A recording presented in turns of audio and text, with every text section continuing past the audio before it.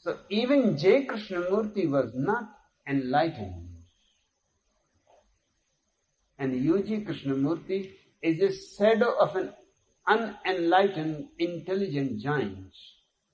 And U.G. Krishnamurti is not even an intellectual giant.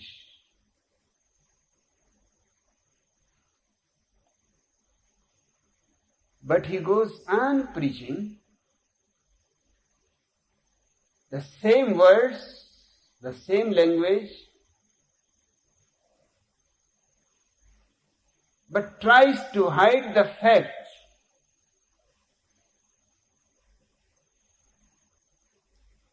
just the other day I saw in a newspaper an article about him.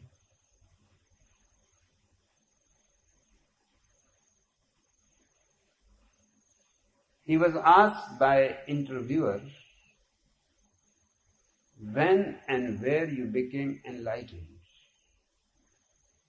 And his answer is, I don't know when and where.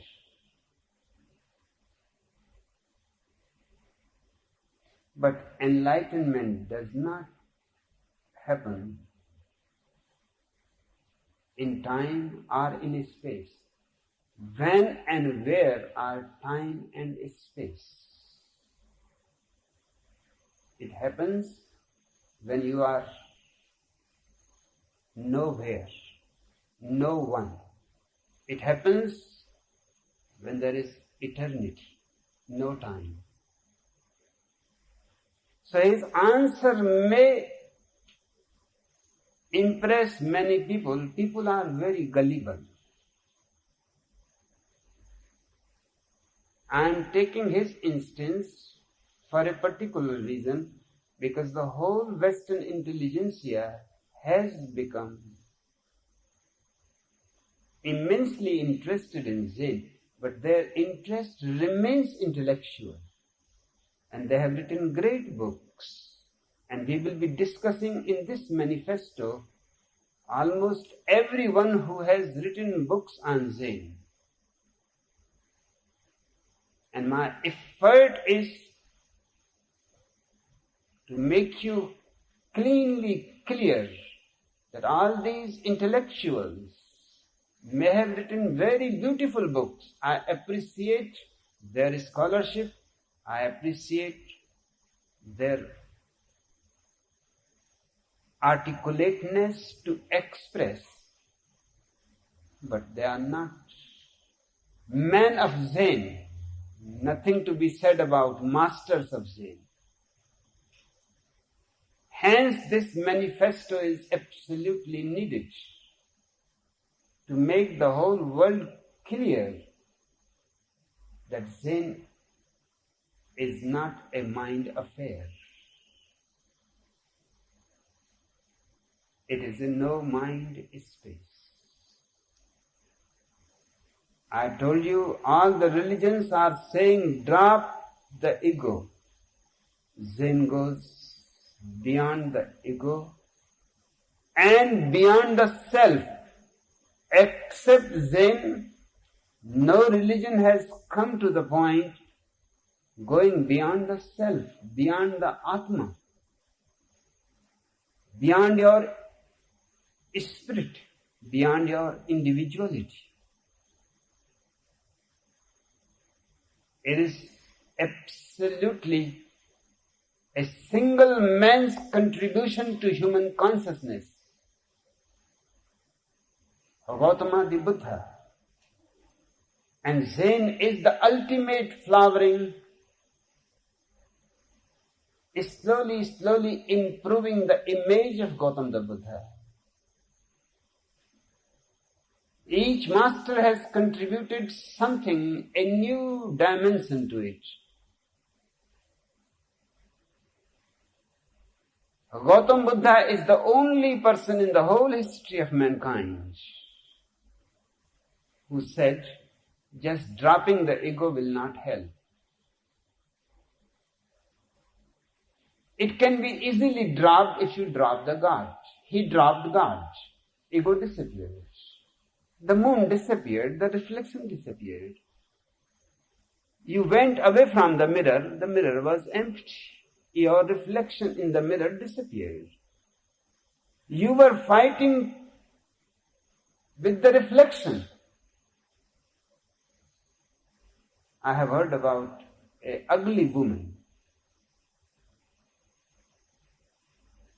who was so neurotic about mirrors, because only mirrors make her aware that she is ugly. Otherwise, she was beautiful as far as she was concerned, without mirrors. Wherever she will see a mirror, even in somebody else's house, she will immediately break it. And the reason was that mirrors make her look ugly. Those poor mirrors has nothing to do with her ugliness. She was ugly, but she was forcing the responsibility on the mirrors, fighting with the mirrors, and that is the essence of all your religions, fighting with the mirrors, with the shadows, trying to drop the ego without dropping the God. And the ego is just a reflection of a light in your small pond of the mind. Gautam Buddha dropped the idea of God and was amazed that as God disappears, the ego disappears. It was just a reflection of God. Hence my effort to remove God. Because without removing God, you cannot remove the ego. It is the shadow in a small pond of your mind of the ultimate life. And then he came to understand, as ego disappeared with the God, that even self has to disappear. There are religions who have God, ego, and the self. Judaism, Christianity, Mohammedanism, Hinduism. And there are religions which don't have God. Taoism, Buddhism, Jainism. But they have the self,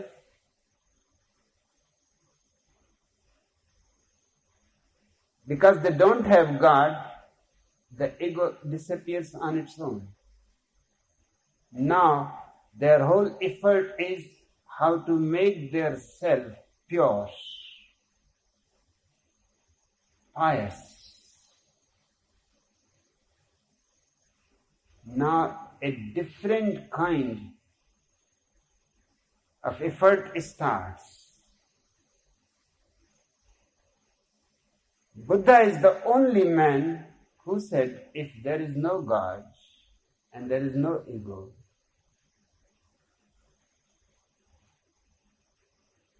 the self is also arbitrary, artificial. As you go deeper in your interiority, you suddenly find disappearing into the oceanic consciousness. There is no self as such. You are no more, only existence is. Hence, I call Zen essentially freedom from oneself. You have heard about other freedoms. But freedom from oneself is the ultimate freedom. Not to be and allow the existence to express itself in all its spontaneity and grandeur.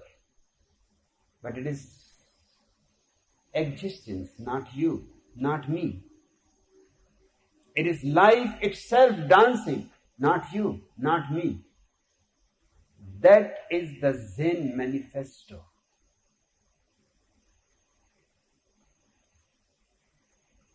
Freedom from oneself. And only Zen has refined in these 25 centuries methods, devices, how to make you aware that you are not, that you are only arbitrary. Just an idea. As you go beyond the mind, even the idea of I am disappears.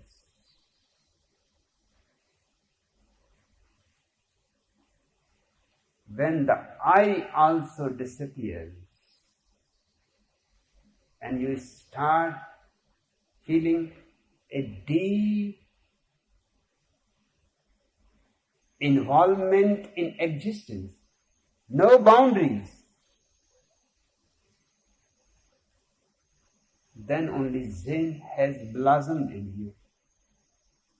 In fact, that is the state, the space of the awakened consciousness. But it has no I at the center, no Atman, no self.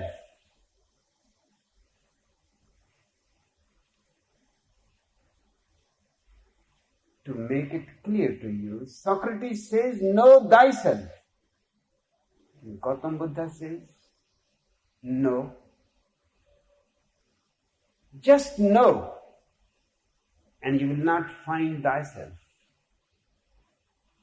Enter deeper into your awareness, and the deeper you go, your self starts melting.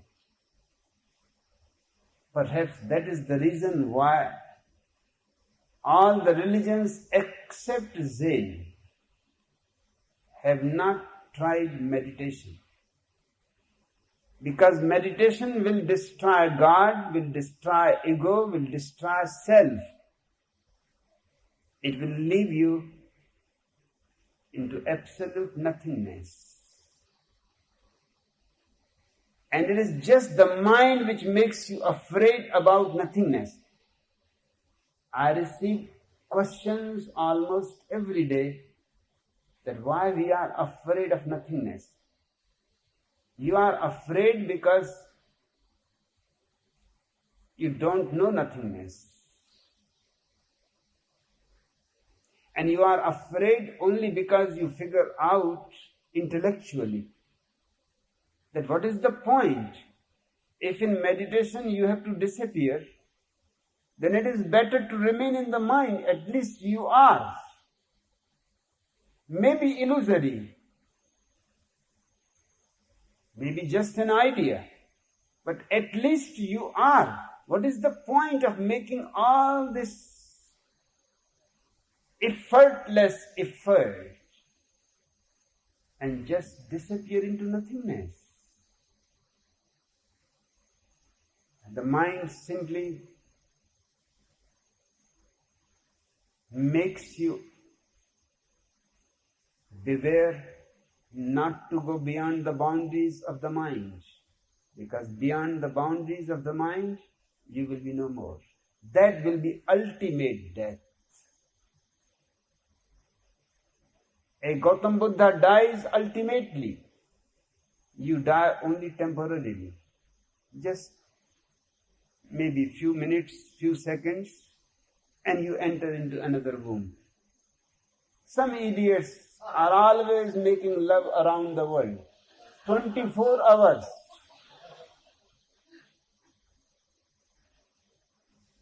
And you don't have to travel far away. Just in the neighborhood.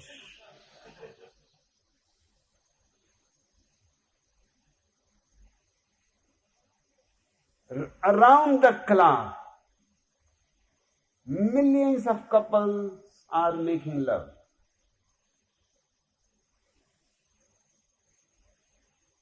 So whichever is the closest couple,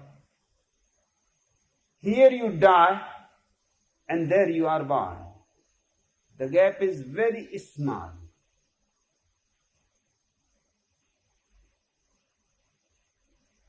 But enlightened man, a man who has come to know his nothingness, his no-selfness, his anatta, simply disappears into the cosmos. Mind is afraid, and obviously it seems logical. What is the point? Why one should do such a thing in which he disappears?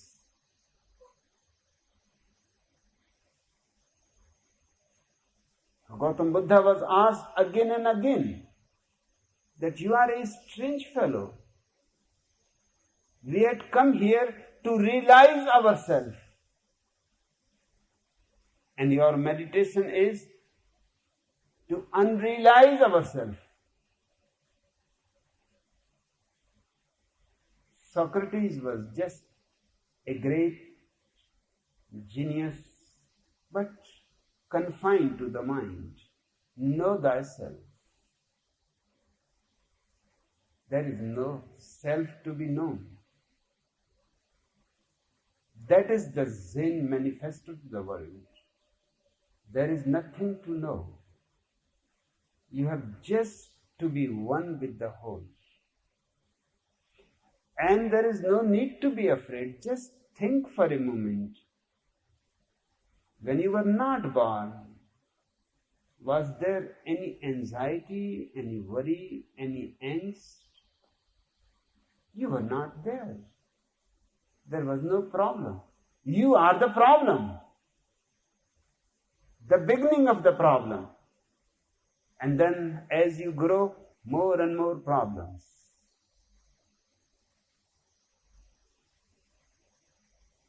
But before your birth, was there any problem? Zen masters continuously ask the newcomers where you have been before your father was born. Absurd question, but of immense significance. They are asking you that if you were not, there was no problem. So what is the worry? If your death becomes ultimate death and all boundaries disappear, you will not be there. But the existence will be there. And the dance will be there. Dancer will not be there. The song will be there, but the singer will not be there.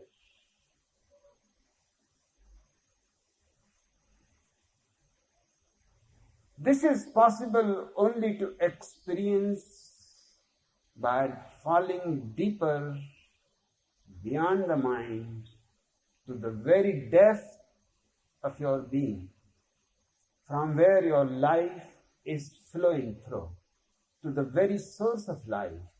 And suddenly you realize the image of yourself was arbitrary. You are imageless. You are infinite. You were living in a cage. The moment you realize your sources are infinite, suddenly the cage disappears and you can open your wings into the blue sky and disappear. This disappearance is anatta. This disappearance is freedom from oneself. But this is possible not through intellect. It is possible only through meditation. Zen is another name for meditation.